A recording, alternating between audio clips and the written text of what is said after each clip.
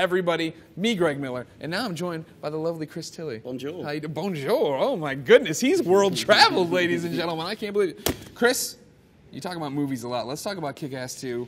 But I don't want to just talk to you. Bring me some cool people. I will bring you Christopher, Donald, and Jeff.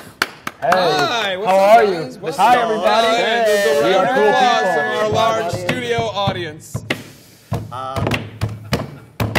Talking about Kick-Ass 2. It's a movie coming out soon. Okay, that's enough. That's no. enough. You didn't like the skills? I did. I love the skills. Okay, good. You got to get into All right, tell me about Kick-Ass 2, everybody. Chris, you start. I'm going to start with Jeff. You're the writer-director of Kick-Ass 2. I am the writer-director of Kick-Ass 2. How did this happen? How did this happen? Good question. How did a vagabond like you get Well, there's this little movie called Kick-Ass. I saw it. I loved it. Had nothing to do with the making of that film. But I talked to Matthew Vaughn, and he was like, do you want to make Kick-Ass 2? And I said yes, and it happened. How did you talk to Matthew? How did you guys have I had a another relationship? project. Yeah, another project. I pitched him something.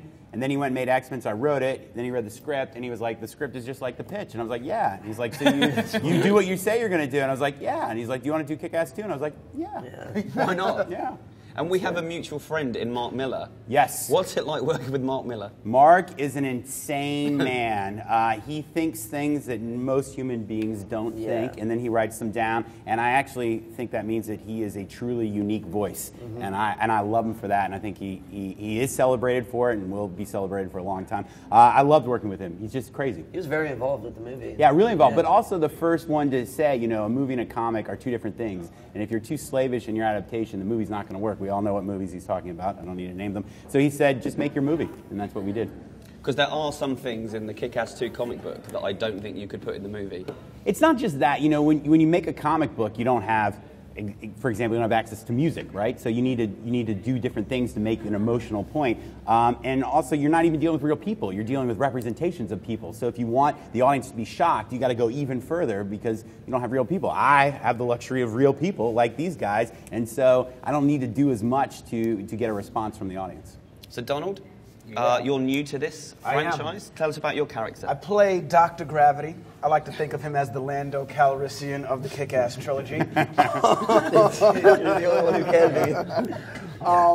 be. He's a guy who's inspired by Kick-Ass to put on a costume and go out and fight crime. And he and Kick-Ass have a team up, and during the team up, he tells Kick-Ass about this awesome group, Justice Forever. And he asks Kick-Ass if he wants to join, and they go into the Justice Forever lair, and we meet the rest of the new characters, which are, you know, Colonel Stars and Stripes, Night Bitch. Great, best name. You can say bitch on IGN, can't you? Yeah. We just can't say his character's name. Well, we should use the TV line, which is Melon Farmer. The Melon Farmer. The Melon Farmer. I was calling him the mother effer. That works. Yeah. That works too. So what's going on with him in this movie? He's back. He's bad, man. He lost his father at the end of the first one, and something happens to his mother, so he has no family to fall back on this. And when a character has no family to fall back on, they kind of can risk everything and anything, like the Punisher, you know. So he's just got revenge on his mind in this for Kick-Ass. And how nasty does it get? It gets nasty. I mean, we were just talking about what he does in the comic book. There's some stuff that we don't put in, like the murdering of a dog and the raping of a woman, which I think is very dark, too dark possibly for the movie, but he gets very nasty. Yeah. Well, what's interesting is I actually think Chris in the comic and Chris in the movie represent the biggest variation. You know, I think Dave in the comic and the movie are much more similar than Chris in the movie and Chris in the comic. And I think a lot of the credit goes to Chris because he created a character that is so unique. So when we were adapting the comic, I had to think about what is the movie version of Chris going to do, and I wanted to play to Chris's strengths as an actor. So we actually have like fun with the dog's death. You know, someone suggests it, and Chris goes, "I'm not that evil," you know, and it's a great laugh and a great moment. And then he says, like, you know, do this terrible thing, and walks out and says, "Let's get some food." And I think you were able to deliver those moments so well that it was important to lean into your strengths as an actor. Yeah. I came on the set last year and everyone was talking about Mother Russia. Can you tell us a little bit about this character? Well, Chris got to work with her so much. You should just describe your first impression. Yeah, I mean, it was frightening. First impression was frightening. She's a huge. How tall is she? 7 feet, like 6'10". No, she's like 8'4". Yeah, She's like 6'3" in She's all like honesty. 6'4". Yeah, but we put her in like 6-inch heels. So Daughter of Paul Bunyan. yes. Yeah. Just a huge, muscular. She was a bodybuilder, and at first you're very frightened, but she doesn't speak English, and she's the sweetest woman on earth. Like you see her blowing up cars, and then Jeff would run up to her and be like, "Oh, good take," and she goes like, "Thank you." Like really, the sweetest woman that you would not expect. I mean, she kills it in the movie. She's fantastic. And it's going to be great to see Hit Girl fighting her, I think, because it's an awesome fight at the end of Kick-Ass when she fights your father. Yeah. But it's kind of weird watching a guy hit a little girl, whereas watching a woman hit a little girl is not so bad. I see that every day. Yeah, you do. And also, I guess Colonel Stars and Stripes, who you mentioned, is another big character. So can you talk about him and who plays him? I mean, he's fantastic in the movie. It is the great Jim Carrey, who is literally I think a creative genius. You know? The ideas he brought to the process, his take on the character, just really fleshed him out in an incredibly compelling way. And I think we largely shot the script, but when you have Jim on set, he just comes up with so many different things. And two of my favorite moments in the movie were improvs when he says, and try to have fun, because otherwise what's the point? That he just came up with that in the moment. And there's a dog on your balls. That he actually broke character when he said that. He's not even really in the Colonel's character in that moment, because we're shooting the scene and it's so absurd. And we have this dog that's trained to like grab a dog toy, and it's like stitched into the trainer's costume, and the dog is like down on the trainer's balls, and Jim is standing there, and he's just like, this is just so absurd. And the guy's like, oh, it hurts. He's like, yeah, there's a dog on your balls. And we put it in the movie. It's great. Yeah. Why don't you ad-lib more?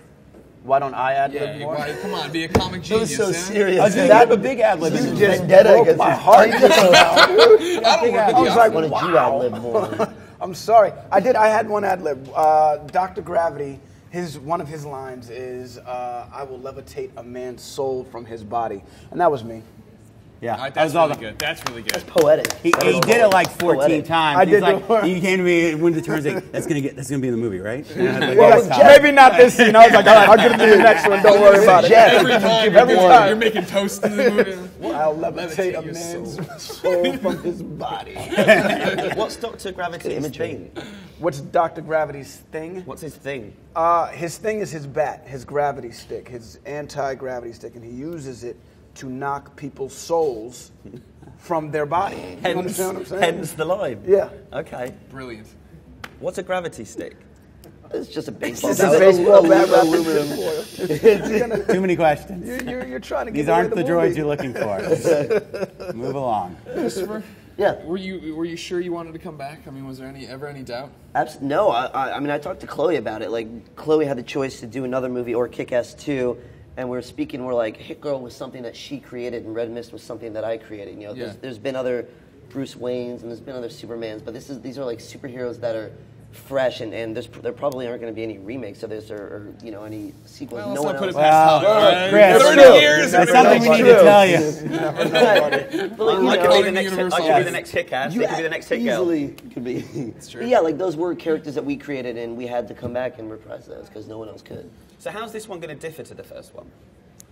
It differs in so many ways. Yeah. I am a fan of the first one, and getting the opportunity to be in the second one, first off, is amazing. But it's bigger. You know what I mean? Mm-hmm. To me, it's better. You know what I mean? There's way more action. There's way more at stake. It's everything a sequel is supposed to be. Yeah. You know what I mean? And Jeff did a really good job of writing 3 new character arcs because you saw these 3 characters in the first one. You don't want to see Red Mist. You don't want to see Hit Girl do the same thing. So in this one, I'm out for revenge. Hit Girl's becoming a little woman. She's starting to get feelings for guys, and he was really good at writing those new arcs.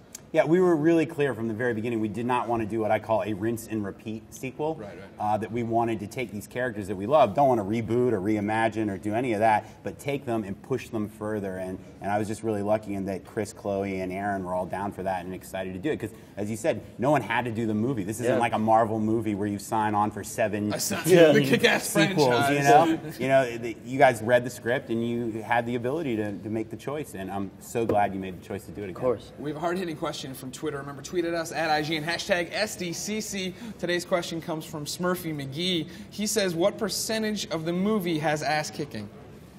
A hard-hitting question from Smurfy McGee. Smurfy McGee is hitting him, man. I mean, but I think because it's called Kick-Ass 2, I think we can safely say that 100% of the movie has some serious ass kicking. Well, I would say 98%. There might be like a kiss or two, or like a hug, like something that's not an ass kick. Here's the thing: we get to do it all, right? So we can have like intense action, we can have over-the-top humor, and we have emotion that's just like I think really raw and honest. Yeah. So every scene is sort of pushed to its extreme. And Mark's made no secret of the fact that he's writing a trilogy of comics. Mark who? So, do you see somewhere for this story to go if this one does well? Wherever Mark goes, I'm excited to follow and see what he does next because I'm just such a fan of his work. Gentlemen, thank you so much for coming Thank by. you. When does Kick-Ass open? August 16th, everywhere. I'm a big fan. Thank you so much. Thanks, Let Thanks, Donald Smurfy McGee. ad-lib more. That's Ad-lib more. Okay, well, on that note, we're going to go to commercial. No. You said ad-lib. I'm trying to give You you something. ad-libbed wrong. I'm sorry. You got to give me guidelines. All right, everybody, don't let him ad-lib anymore. Chris, you stick with me, though. We're going to ad-lib a whole bunch right now. Let's do it. How you doing? I'm good. How are you? I'm good. I'm kind of tired. Yeah, what'd you do last night? Gosh, God. Dude, this is the worst ad-libbing. You guys should have never started ad-libbing. I was at the Kick-Ass 2 party last night. I didn't get invited? We were Donald! there. It was What good. the hell, man? Yeah, it was good.